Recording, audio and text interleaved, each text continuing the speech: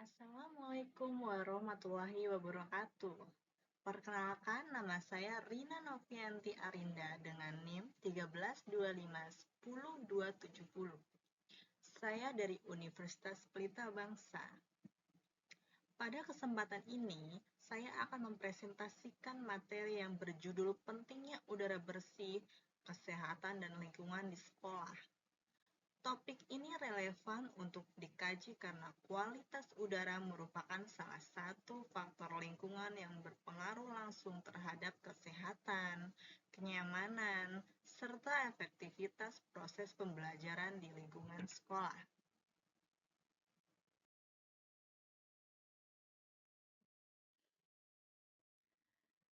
Apa itu kebersihan sekolah?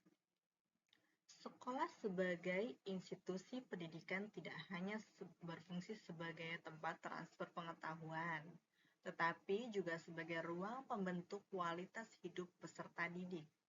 Namun, dalam praktiknya, aspek lingkungan sekolah, khususnya kualitas udara, masih sering terabaikan, padahal siswa dan tenaga pendidikan menghabiskan sebagian besar waktunya di sekolah sehingga kualitas udara menjadi faktor penting yang perlu diperhatikan secara rutin. Adapun manfaatnya, teman-teman, manfaat udara bersih bagi proses pembelajaran. Lingkungan sekolah dengan kualitas udara yang baik memberikan kontribusi positif terhadap proses pembelajaran. Udara bersih membantu menjaga kondisi fisik tetap sehat, meningkatkan kenyamanan belajar, serta mendukung konsentrasi dan daya serap materi oleh siswa. Dengan demikian, kualitas udara yang baik turut berperan dalam meningkatkan hasil belajar.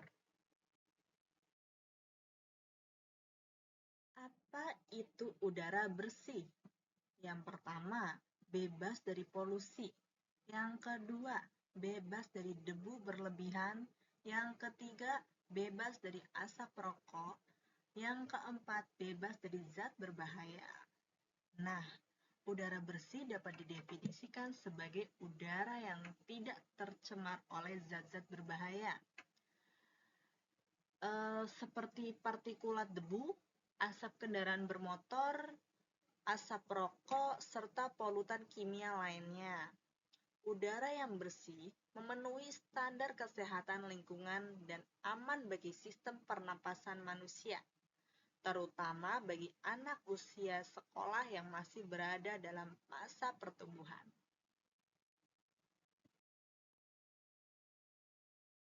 Adapun sumber polusi udara di sekolah. Polusi udara di lingkungan sekolah dapat bersumber dari faktor internal maupun eksternal.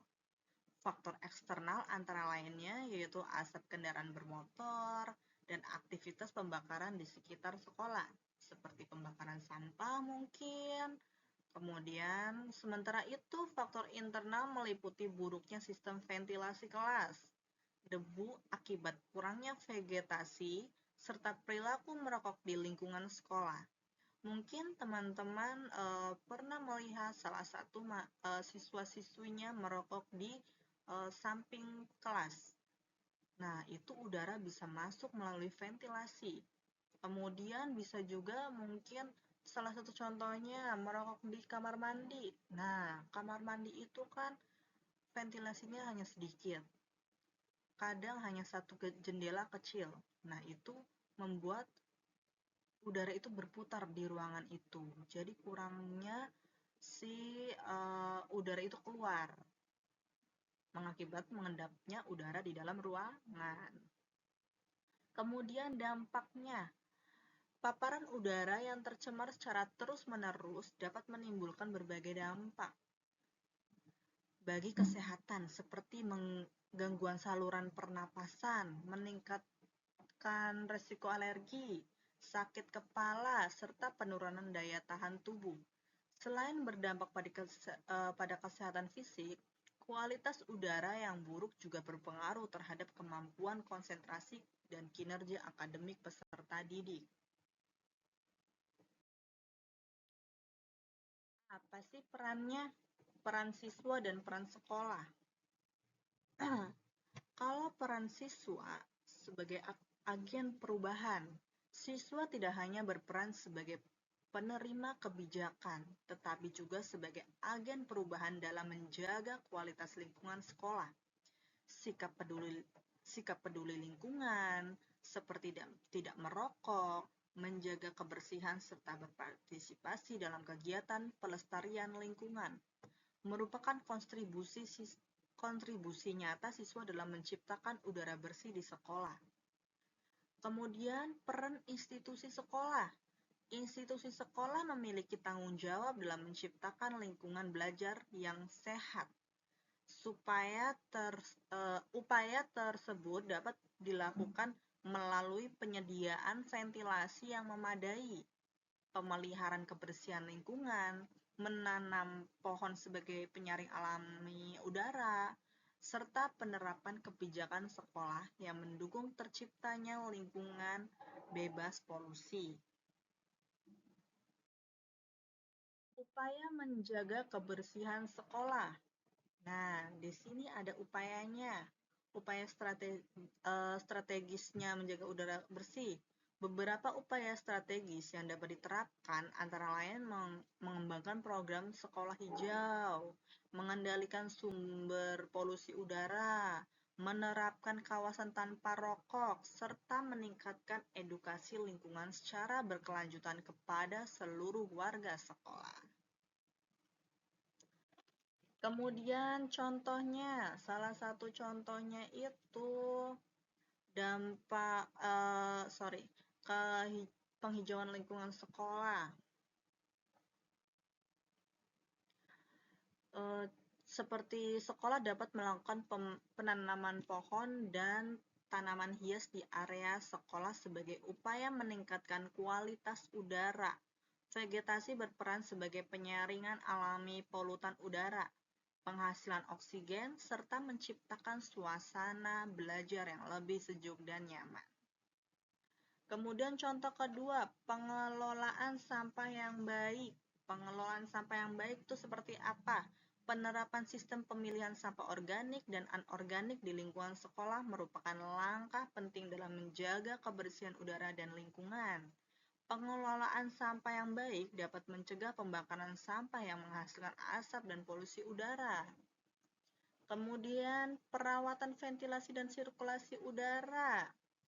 Itu ruang kelas yang memiliki ventilasi baik memungkinkan terjadinya pertukaran udara secara optimal. Perawatan jendela, ventilasi, dan kipas angin secara berkala dapat mencegah udara pengap dan meningkatkan kualitas udara dalam ruangan. Kemudian program sekolah hijau. Nah, program sekolah hijau atau Green School itu penerapan konsep Green School mendorong sekolah untuk mengelola lingkungan secara berkelanjutan melalui efisien energi, pengurangan polusi, serta pelestarian lingkungan. Program ini juga melibatkan partisipasi aktif siswa dan guru, teman-teman. Nah, sebagai kesimpulan, kualitas udara yang bersih merupakan salah satu prasyarat penting dalam menciptakan lingkungan sekolah yang sehat dan kondusif bagi pembelajaran. Oleh karena itu, diperlukan kerjasama antara pihak sekolah, siswa, dan masyarakat dalam menjaga kualitas udara demi mendukung kesehatan serta keberlangsungan pendidikan yang berkelanjutan. Demikian pemaparan yang dapat saya sampaikan. Terima kasih atas perhatiannya.